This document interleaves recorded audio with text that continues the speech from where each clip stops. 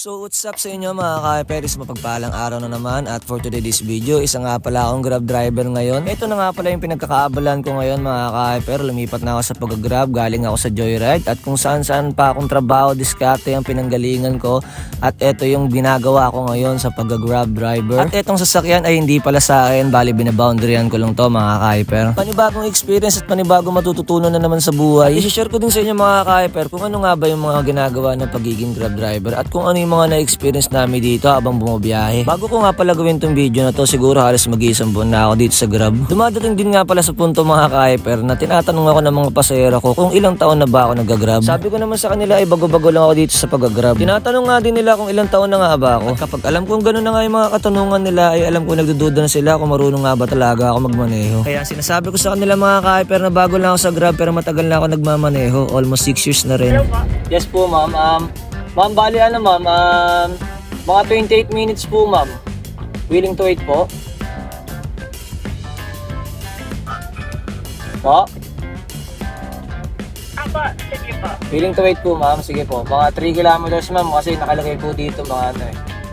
Yun nga, 28 minutes. 3.8 kilometers. Okay po ma'am, willing to wait naman po no? Sige po. Thank you ma'am. Papunta na po ako dyan. Thank you po, thank you. Apa, ano po pala, sa labas lang po ng gate po ng school. Pawag na po kayo pumasok. Saan po ma'am? Saan po?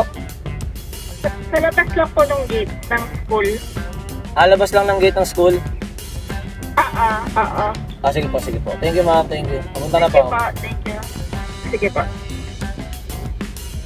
So yun nga mga ka-hyper, isa tayong grab driver ngayon at eto na dito ako sa loob ng sasakyan mga ka-hyper at eto dumidiskarta na naman tayo. Syempre kailangan natin dumiskarta sa buhay at etong sasakyan hindi nga pala to saan mga ka-hyper, bali binaboundaryan ko lang to. Then nag-grab driver ako, sinubukan ko lang din kung goods ba at eto goods naman at komportable tayo dito, hindi katulad na nagjo-joyride tayo kasi ang kalaban natin doon init ulan, di ba? Sobrang hirap mga ka-hyper.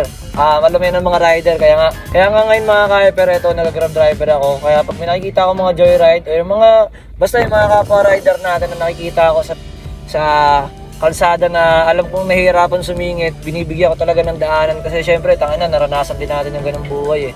Naranasan din natin yung ganung hirap. Kaya minsan pag mga traffic mga ka-hyper, tapos alam ko medyo maluwag naman yung bandang kanan or bandang kaliwa ko, binibigyan ko sila ng daanan talaga.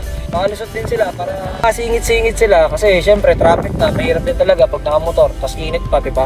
So dito mga ka-hyper, try ko to kasi nga, syempre nainitan na nga ako, sobrang sakit na sa ulo na nag-joyride ako.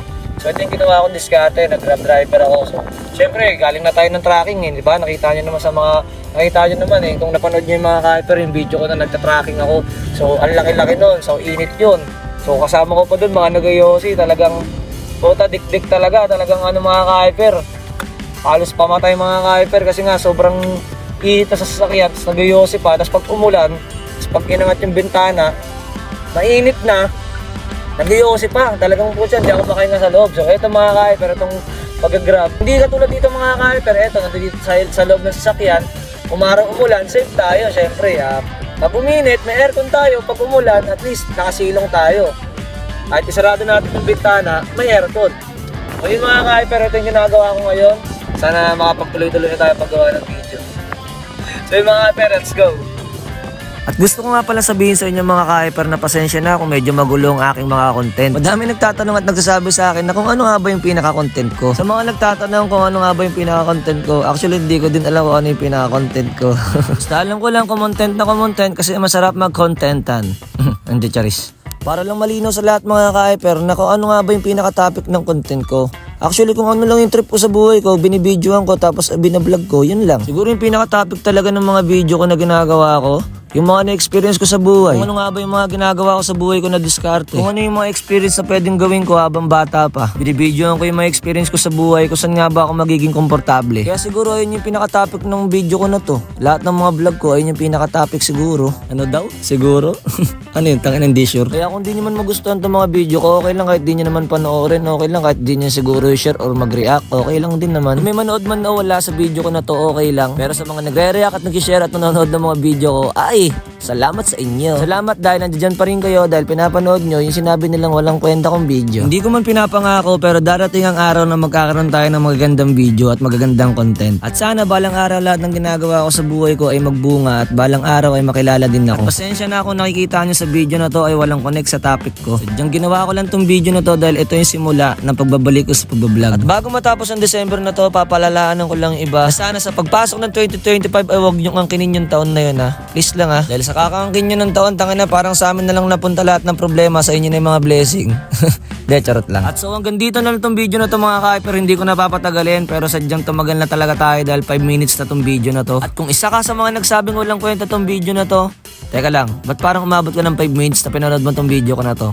So hanggang dito na lang at susunod na video ulit mga ka-hyper. Salamat sa inyong panonood.